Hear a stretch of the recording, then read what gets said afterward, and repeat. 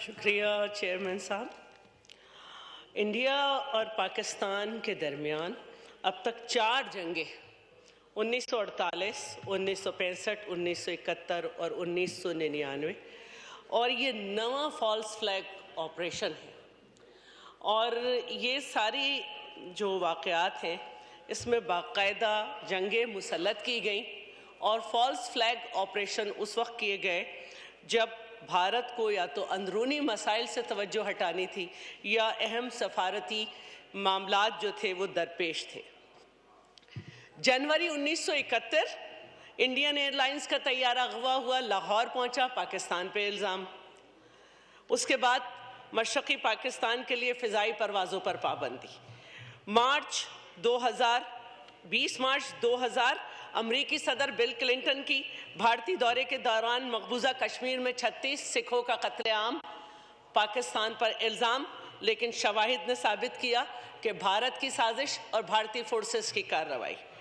13 दिसंबर 2001 भारतीय पार्लियामेंट पे हमला, लेकिन उसका इल्ज़ाम भी पाकिस्तान पर और जंगी माहौल पैदा करके सरहद पर कशीदगी। फरवरी 2007 में समझौता एक्सप्रेस पे हमला, 68 अफराद का कत्ल होना, जिसमें ज़्यादातर मुस्लिम, लेकिन पाकिस्तान पर इल्ज़ाम, लेकिन बाद में हिंदू शिद्दत पसंद तंजीमों के शवाहिद सामने। मुंबई 2008 पाकिस्तान के सर पे हमला थोप दिया गया, लेकिन ATS के सरबराह हेमानंद कुरकरे की मशकूक हलाकत, दोबारा इंडिया पे सारा इल्ज़ाम। दिसंबर 2000 भारतीय मकबूजा कश्मीर के ज़िला पूंछ में एक जाली कार्रवाई का मंसूबा बेनकाब किया। ये भारत के यौम जमहूरिया के मौके पर ये काम हुआ, वो करना चाहते थे। तो ये तर्ज अमल ये बार बार बता रहा है कि भारत ने हमेशा अहम सफारती मौके पर पाकिस्तान को आलमी सतह पर बदनाम करने की कोशिश की है। अब सवाल ये पैदा होता है कि इस नए हमले के बाद भारत का ये नैरेटिव अब बिल्कुल नहीं बिका और पूरी दुनिया में ये बात सामने आ गई कि जो हम सब बात कर रहे हैं, जो इस ऐवान में कहा गया कि 10 मिनट के अंदर FIR, ज़ख्मी छोड़ दिए गए, जो फासला है वो सब कुछ। आज हम बहुत खुश हैं कि यूनाइटेड नेशन से भी हमें सपोर्ट आई है, लेकिन सवाल ये है क्या ये सपोर्ट काफ़ी है? क्योंकि इससे पहले यही कहा गया कि दुनिया में सबसे ज़्यादा ह्यूमन राइट्स की जो वायलेशन होती है वो मकबूजा कश्मीर में होती है, लेकिन मकबूजा कश्मीर में आज भी खून बह रहा है।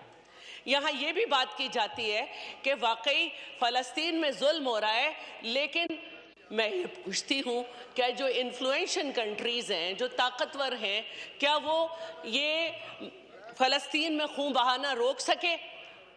तो आज भारत भी जो है वो इस्राइल बनना चाहता है और ये बाअसर मुमालिक को समझना होगा कि उनका किरदार क्या है।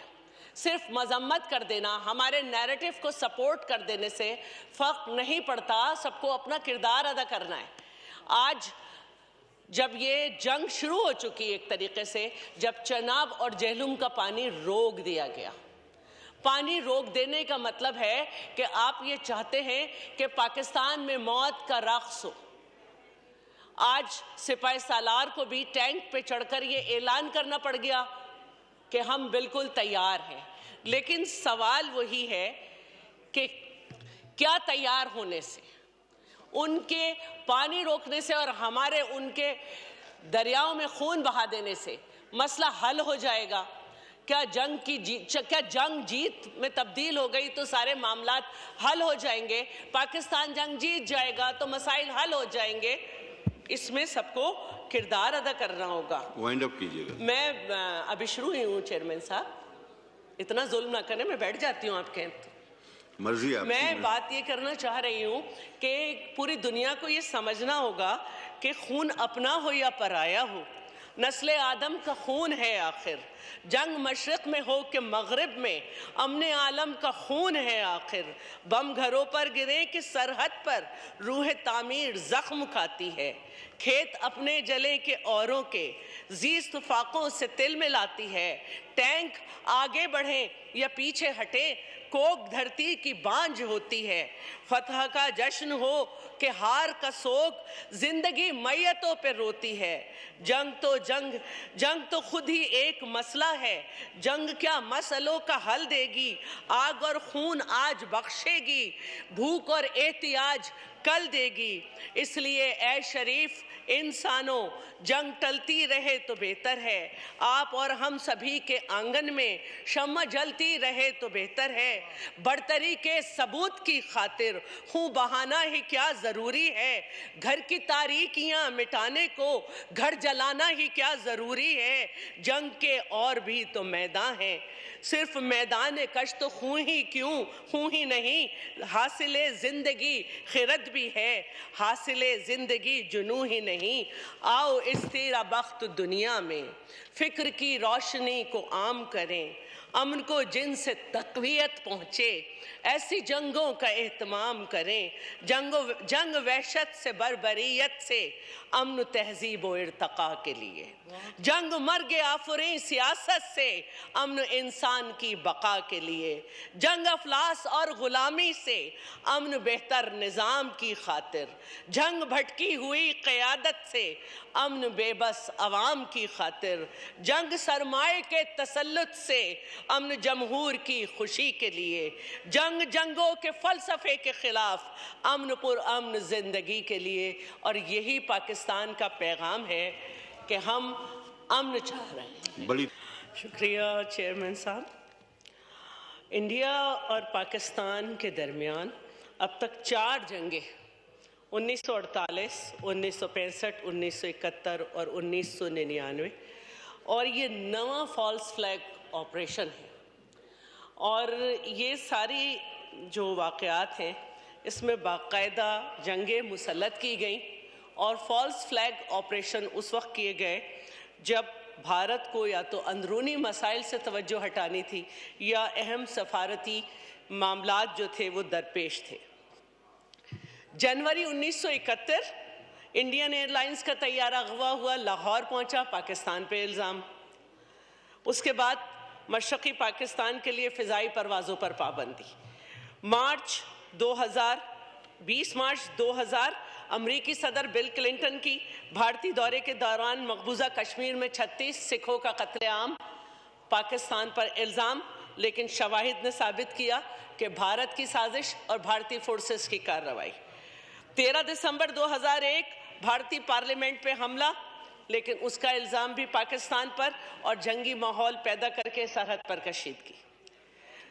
फरवरी 2007 में समझौता एक्सप्रेस पे हमला, 68 अफराद का कत्ल होना, जिसमें ज़्यादातर मुस्लिम, लेकिन पाकिस्तान पर इल्ज़ाम, लेकिन बाद में हिंदू शिद्दत पसंद तंजीमों के शवाहिद सामने। मुंबई 2008 पाकिस्तान के सर पे हमला थोप दिया गया, लेकिन ATS के सरबराह हेमानंद कुरकरे की मशकूक हलाकत, दोबारा इंडिया पे सारा इल्ज़ाम। दिसंबर 2000 भारतीय मकबूजा कश्मीर के ज़िला पूंछ में एक जाली कार्रवाई का मंसूबा बेनकाब किया। ये भारत के यौम जमहूरिया के मौके पर ये काम हुआ, वो करना चाहते थे। तो ये तर्ज अमल ये बार बार बता रहा है कि भारत ने हमेशा अहम सिफारती मौक़े पर पाकिस्तान को आलमी सतह पर बदनाम करने की कोशिश की है।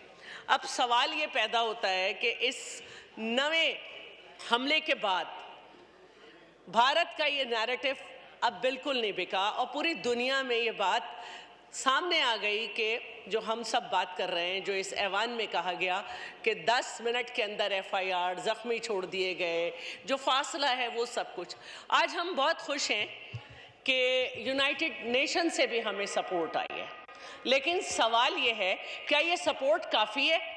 क्योंकि इससे पहले यही कहा गया कि दुनिया में सबसे ज़्यादा ह्यूमन राइट्स की जो वायलेशन होती है वो मकबूजा कश्मीर में होती है, लेकिन मकबूजा कश्मीर में आज भी खून बह रहा है।